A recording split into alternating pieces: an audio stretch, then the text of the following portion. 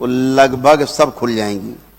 ठीक है, तो आप दरबार आएंगे, केवल यहां बैठ के संकल्प करें, कोई टोना टुटका नहीं होता। ये ईश्वर का दरबार है, भगवान भोलेनाथ और माता कामाख्या का दरबार है। इस दरबार को सजाया हमारे परम पूज्य गुरुदेव पंडित श्री राधारमण जी मिश्र ने और हमारी गुरु माता मां कामरू कामाख्या ने सजाया इस दरबार को,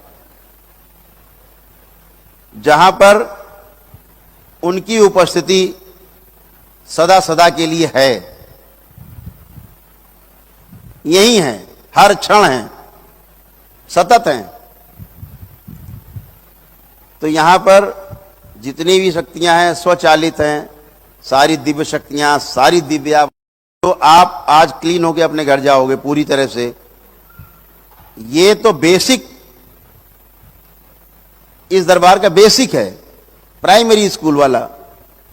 इसके बाद तो भी junior high school, college, degree college, ये बाकी है। ये तो उसका बेसिक पार्ट है कि पहले जब तक ये गंदगी नहीं चली जाएगी तब तक अभी आप जब सुनने के लायक नहीं बने। मैंने आपको 4 चीजें बताई थी, सुना आपने कभी वीडियो में? समाधि प्राप्त करने के लिए 4 चरण। पहला चरण श्रवण का, यानी ठीक से सुनना, ध्यान पूर्वक सुनना। दूसरा चरण मनन का, जो सुना गया उसको एनालाइज करना, मनन करना उसके ऊपर। तीसरा चरण निधिध्यासन का, जो सुना, मनन किया, सही पाया तो आचरण में उतर गया, उसे कहा गया निधिध्यासन। इसके अनुसार हमने बताई हुई विधियों के, गुरुओं के अनुसार चले, इन 3 के बाद जो प्राप्त होता वो समाधि है, यानी मन की मृत्यु और आत्मा का वास्तविक प्रकाश उदय होता है। तो ऐसे 4 चरण हैं।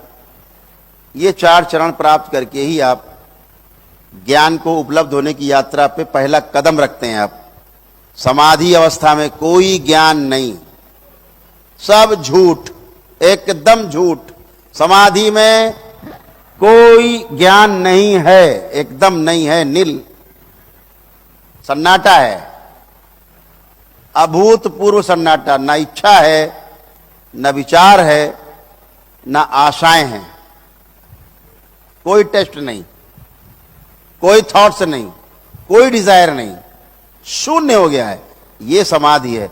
समाधि का अर्थ समय आधि, यानी आदि माने जहां अंत, आदि माने शुरुआत, आधि माने अंत। तो समय आधि, समयाधि, जहां समय का अंत हो जाए वहां पहुंच जाएं आप, वो अवस्था समाधि की है। साम्यांत हो जाए, यानी अभी तो समय है, क्या बज रहा है भाई? बोले 1:30 बज रहा है। उस अवस्था में जाइए पीछे चलते हुए जहां समय था ही नहीं, सब चारों ओर जल राशि, चारों ओर जल राशि, चारों ओर अथाह जल राशि। धीरे धीरे धीरे निर्माण होना शुरू हुआ ब्रह्मांड का। ये 84th ब्रह्मांड में हम ट्रेवल कर रहे हैं। 83 ब्रह्मांड इससे पहले डिस्ट्रॉय हो चुके, जिसमें 63 ब्रह्मांड पूरी तरह से डिस्ट्रॉय हो गए और 21 ब्रह्मांड धीरे धीरे डिस्ट्रॉय हो रहे हैं। सबसे कम डिस्ट्रॉय हुआ है जो 83वां ब्रह्मांड था, और सबसे ज्यादा जो नष्ट होकर थोड़ा बचा है वो 64वां ब्रह्मांड है। ठीक है, तो ये 84वां ब्रह्मांड की यात्रा में हम लोग चल रहे हैं। ऐसे 108 ब्रह्मांड की यात्रा मानव जाति करेगी। अभी तो ये 84th ब्रह्मांड में हम ट्रेवल कर रहे हैं। तो जब समय का अंत हो जाए, समय का अतिक्रमण करके आप आगे पहुंच जाएं जहां समय नहीं है, क्या बचा? सन्नाटा। यही समाधि है, कोई प्रश्न नहीं है। तो अभी जहां आप नहीं थे वो समय का अंत है। यहां से इधर से देखें तो उधर से देखे तो समय की शुरुआत है, ऐसे।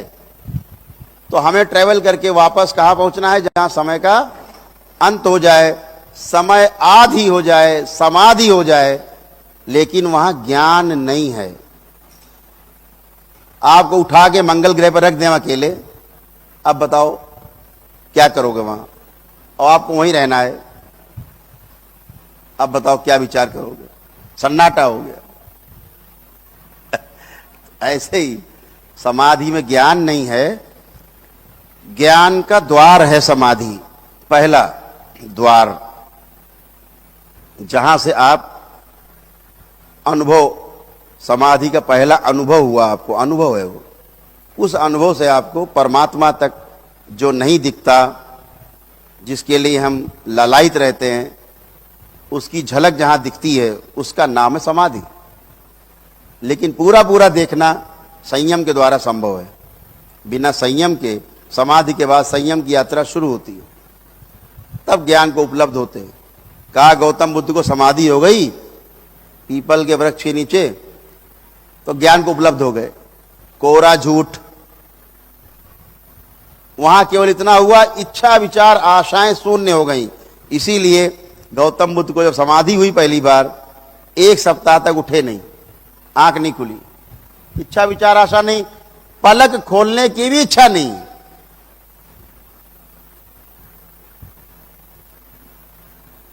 तो बहुत साधक क्या करते हैं? समाधि पड़े पड़े मर जाते हैं, शरीर छूट जाता है।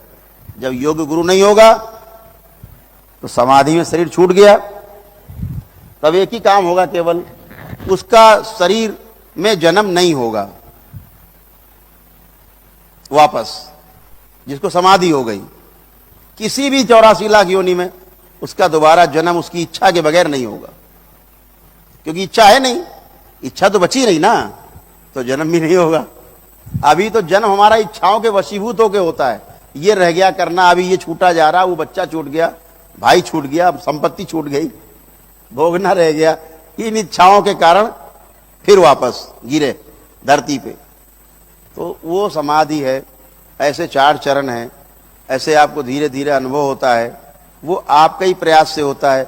गुरु का काम सिर्फ इतना है, इंगित करना शब्द के द्वारा, शब्द से इंगित वस्तु, वस्तु में निहित अर्थ, और अर्थ से साक्षात्कार करा देना, अध्ययन करा देना, इतना काम गुरु का।